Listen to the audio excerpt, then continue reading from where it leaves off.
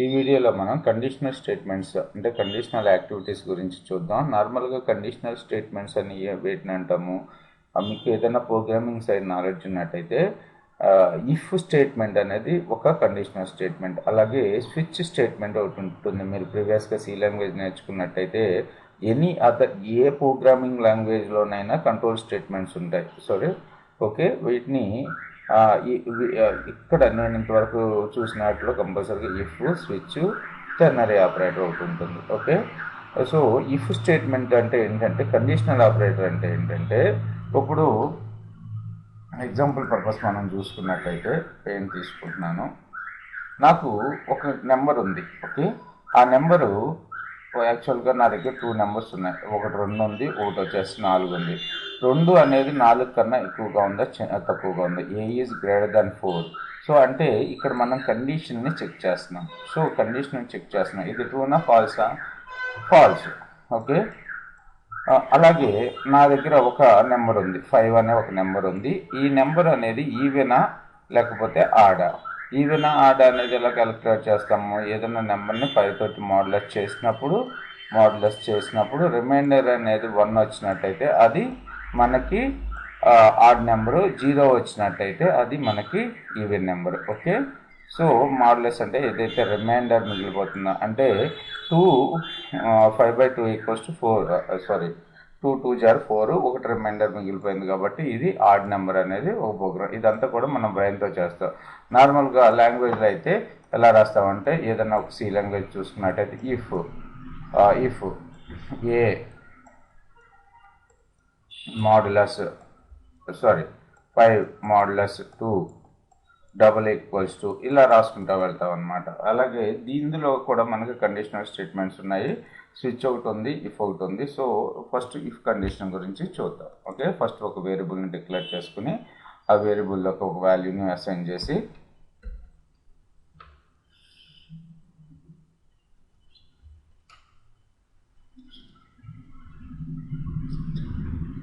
అని చెప్పి పెడుతున్నాను. క్రియేట్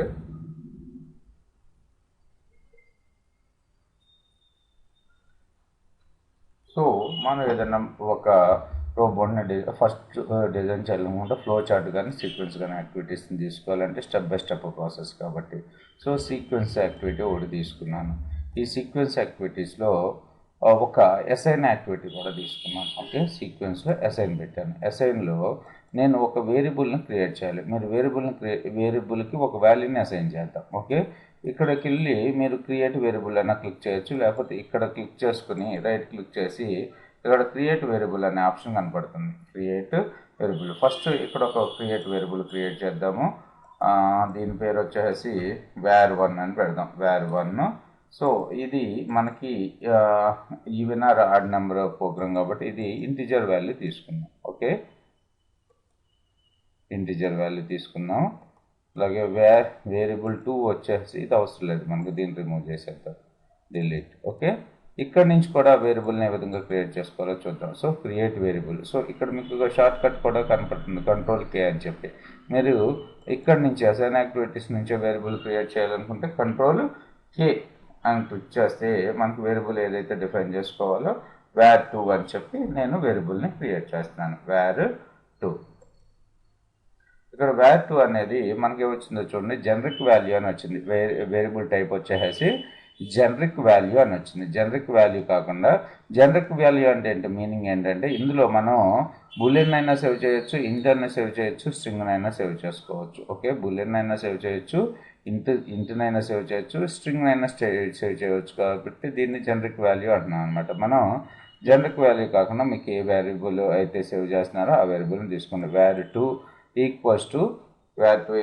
5 అని చెప్పి మెన్షన్ చేస్తున్నాను నేను ఇక్కడ. ఓకే, సో ఇక్కడ చూడండి, ఈ వేరియబుల్ స్కోప్ మీరు చూసుకున్నట్టయితే స్కోప్ సీక్వెన్స్, ఈ సీక్వెన్స్ మొత్తానికి కూడా ఈ వేరియబుల్ 2 అనేది మనం యాక్సెస్ చేయగలుగుతాం.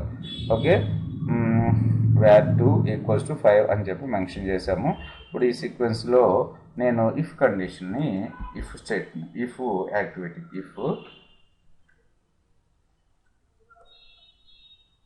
ఇఫ్ అని తీసుకొచ్చి ఇక్కడ పెట్టాను. ఓకే, ఇఫ్ var2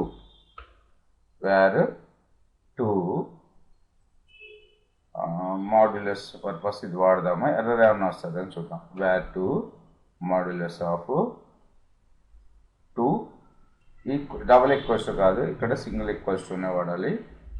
రైట్, ఇక్కడ ఏమని చూపిస్తుంది మనకి, ఎర్రర్ అని చూపించేస్తుంది. చూద్దాం ఒకసారి. ఇక్కడ ఎర్రర్ అంటే ఇది చూడండి, కంపారిజన్ ఎర్రర్ అని వస్తుంది. సో ఇక్కడ var2 mod అని ఇద్దాం. పోయింది అంటే ఇక్కడ సింబల్ వాడకూడదు, MOD అని చెప్పి మనకి ప్రీ డిఫైన్ ఫంక్షన్ ఉంది, దాన్ని వాడుకోవాలన్నట్టు. ఓకే, ఇక్కడ లాగ్ మెసేజ్ కన్నా మెసేజ్ బాక్స్ పెట్టుకున్నాం. ఓకే, ఇఫ్ ఈ కండిషన్ అనేది ట్రూ అయితే, ఈ condition if var2 mod of 2 = 1 అయితే, దెన్ ఇక్కడ ఏం ఎగ్జిక్యూట్ కావాలి మనకి, మెసేజ్ బాక్స్ ఒకటి ఈవెన్ ఆడ్ అని చెప్పి డిస్ప్లే కావాలి. మెసేజ్ బాక్స్ ఫేవరెట్స్లోనే ఉంది. మెసేజ్ బాక్స్ కావాలనుకుంటే ఇక్కడ కూడా దీన్ని కాపీ చేసుకొని ఇక్కడ పేస్ట్ చేసుకోండి. ఓకే, సో var2 ఇక్కడ మనకి ఏమైనా ప్రింట్ కావాలనుకుంటున్నాము, దెన్ ఆడ్ ఇక్కడ మెసేజ్ బాక్స్లో ఈవెన్ అని పెడుతున్నాను. Okay, even. సో ఒకసారి రో బటన్ రన్ చేద్దాం. మనకి ఎక్కడ కూడా ఎర్రర్ కనపట్టలేదు. రో బటన్ రన్ చేసి చూద్దాం. రన్, లేకపోతే F5 ప్రెస్ చేయొచ్చు. సో ఆడ్ అని చెప్పి మనకి డిస్ప్లే అవుతుంది. రైట్, ఇక్కడ ఒక ఈవెన్ నెంబర్ ఇచ్చి చూద్దాం, 6. సో రన్, ఈవెన్ అని చెప్పి మనకి ఇక్కడ డిస్ప్లే అవుతుంది. రైట్, ఇప్పుడు మనకి ఇక్కడ స్కోప్ అనేది కనబడుతుంది కదా, ఈ స్కోప్ ఈ var2 అనేది ఈ సీక్వెన్స్లో ఎక్కడైనా మనం యాక్సెస్ చేయగలుగుతాము. ఒకటి చూడండి, ఇక్కడ నేను ఇంకో మెసేజ్ బాక్స్ తీసుకుంటున్నాను, కింద పెడుతున్నాను అన్నట్టు. ఓకే, ఈ మెసేజ్ బాక్స్లో కూడా మనం ప్రింట్ ఇక్కడ var2 వేరియబుల్ని ప్రింట్ చేద్దాం. var2 వేరియబుల్ని ప్రింట్ చేద్దాం. ఏమవుతుందో చూడండి, మనకి మెసేజ్ బాక్స్లో Ctrl+S రన్, ఈవెన్ 6 అని చెప్పి డిస్ప్లే అవుతుంది. రైట్, ఇప్పుడు గ్లోబల్గా అంటే ఈ var2ని ఈ సీక్వెన్స్ మొత్తానికి మనం ఎక్కడైనా యాక్సెస్ చేయగలుగుతున్నాం. ఇప్పుడు ఏం చేస్తున్నానంటే ఇంకో సీక్వెన్స్ తీసుకుంటున్నాను. మనం సీక్వెన్స్ని కూడా పెట్టుకోవచ్చు. అంటే సీక్వెన్స్ అంటే స్టెప్ బై స్టెప్ ప్రాసెస్ కాబట్టి మనం ఒక సీక్వెన్స్లో ఇంకో సీక్వెన్స్ని కూడా పెట్టుకుని ఇంకో స్టెప్ ఆఫ్ ప్రోగ్రామ్స్ రాసుకోవచ్చు మనం. ఓకే, ఈ సీక్వెన్స్లో ఇంకో సీక్వెన్స్ ఉంది. ఇక్కడ నేనేం చేస్తున్నాను అంటే ఒక మెసేజ్ బాక్స్ని తీసుకొచ్చి, అంటే ఈ సీక్వెన్స్ కూడా మెయిన్ పేరెంట్ సీక్వెన్స్లో ఉంది కదా మనకి, అందుకని ఇక్కడ నుంచి కూడా మనం వేరియబుల్ని యాక్సెస్ చేయగలుగుతాం. ఓకే, మెసేజ్ బాక్స్ కాపీ చేసుకుంటున్నాను, కాపీ పేస్ట్. సో రన్ చేయండి. var2 Ctrl+X run. ఇప్పుడు మనకి ఈవెన్ 6 డిస్ప్లే అవుతుంది. ఇప్పుడు నేనేం చేస్తున్నాను అంటే ఈ సీక్వెన్స్లో ఒక అసైన్ యాక్టివిటీ తీసుకుని, ఇది అసైన్ యాక్టివిటీ ఇక్కడికి తీసుకుని, ఇక్కడ నేనేం చేస్తున్నాను అంటే కొత్త వేరియబుల్ని క్రియేట్ చేస్తున్నాను. Ctrl+K, ఇక్కడ var3 అని చెప్పి క్రియేట్ చేస్తున్నాను. var3లో నేను ఒక 20 అనే వాల్యూని అసైన్ చేస్తున్నాను. ఓకే, ఇక్కడ చూడండి, var3 చూసుకున్నట్టయితే మీరు var3 generic value, okay, generic value ఇంటి 32 తీసుకుంటున్నాను. So sequence right. ఇప్పుడు var3ని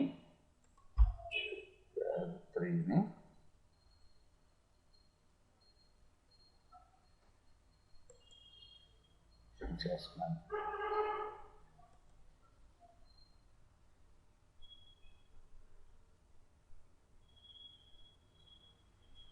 ఈవెన్ 620. ఓకే, ఇప్పుడు నేను ఇక్కడ ఏం చేస్తున్నానంటే ఈ var3ని అవుట్ ఆఫ్ ద సీక్వెన్స్, ఈ సీక్వెన్స్లో కాకుండా బయట ఒక మెసేజ్ బాక్స్ తీసుకుంటున్నాను.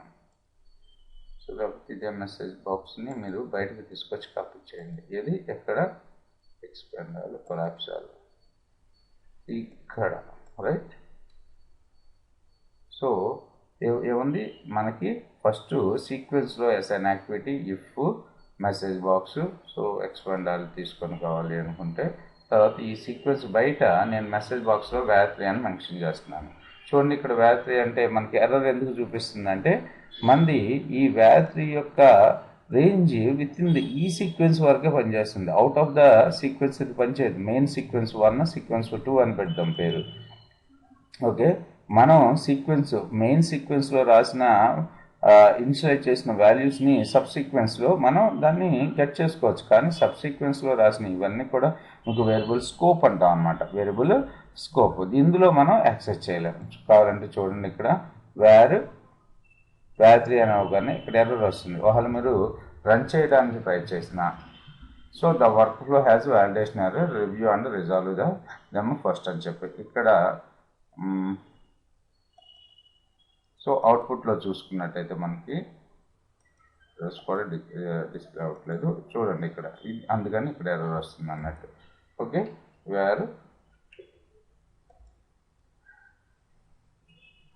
సో ఇప్పుడు చూడండి ఎర్రర్ మినిమైజ్ అయింది మనకి. Thanks for watching this video.